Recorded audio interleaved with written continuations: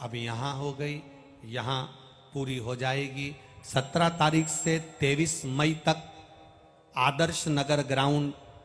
बीरगंज नेपाल की पावन धरा पर प्रारंभ हो जाएगी। दोपहर में 2 बजे से 5 बजे तक जो कथा नेपाल की पावन भूमि पर होगी उसका नाम डोलेश्वर महादेव शिव महापुराण की कथा होगी। डोलेश्वर महादेव, आपके ध्यान में रहना चाहिए कि शंकर भगवान को जब तारकासुर के 3 बेटों ने सिर काट दिया था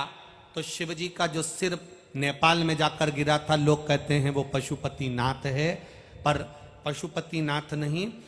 पशुपतिनाथ से 12 किलोमीटर की दूरी पर है डोलेश्वर महादेव, जहां पर शंकर भगवान का सिर गिरा था। तो उस डोलेश्वर महादेव की कथा नेपालपुर के बीरगंज के आदर्श नगर ग्राउंड में नेपाल में ये कथा 2 बजे से 5 बजे तक नेपाल की पावन धरा से प्रारंभ होगी। डोलेश्वर महादेव, जहां पर 64 योगिनियां एक साथ बैठकर नृत्य करती हैं। डोलेश्वर महादेव, जहां पर भगवान शंकर की अर्धांगिनी माता पार्वती अपने भाई के मरने के बाद में, अपने भाई के मरने के बाद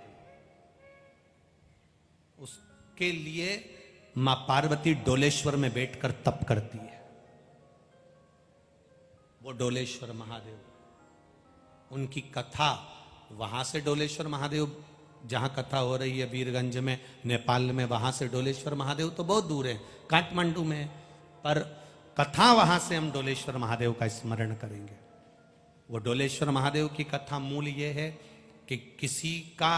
जो एक्सीडेंट हो जाता है, जो मर जाता है तड़प कर, या उसके प्राण स्पॉट पर ही समाप्त हो जाते हैं, एकदम अटैक आया और स्पॉट पर ही वो मर गया, उन जीवों का कल्याण किस तरह से हो, उसके लिए ये डोलेश्वर महादेव की पावन शिव महापुराण की कथा। जिस नारी का 2 महीने का या 3 महीने का बच्चा होता है, फिर मर जाता है, फिर रहता है, फिर मर जाता है, फिर रहता है, 2-3 महीने में फिर गर्भ गिर जाता है, उसके लिए या उसके परिवार के लिए वो डोलेश्वर महादेव शिव पुराण अवश्य सुने, उसका स्मरण अवश्य करें। 17 मई से 23 मई 2 बजे से 5 बजे तक आस्था चैनल पर नेपाल से ये कथा आएगी।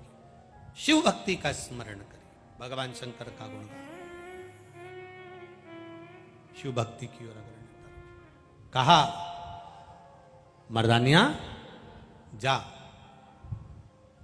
सामने झोपड़ा है, मर्दानिया ने झोपड़े में जाकर कहा, गुरुजी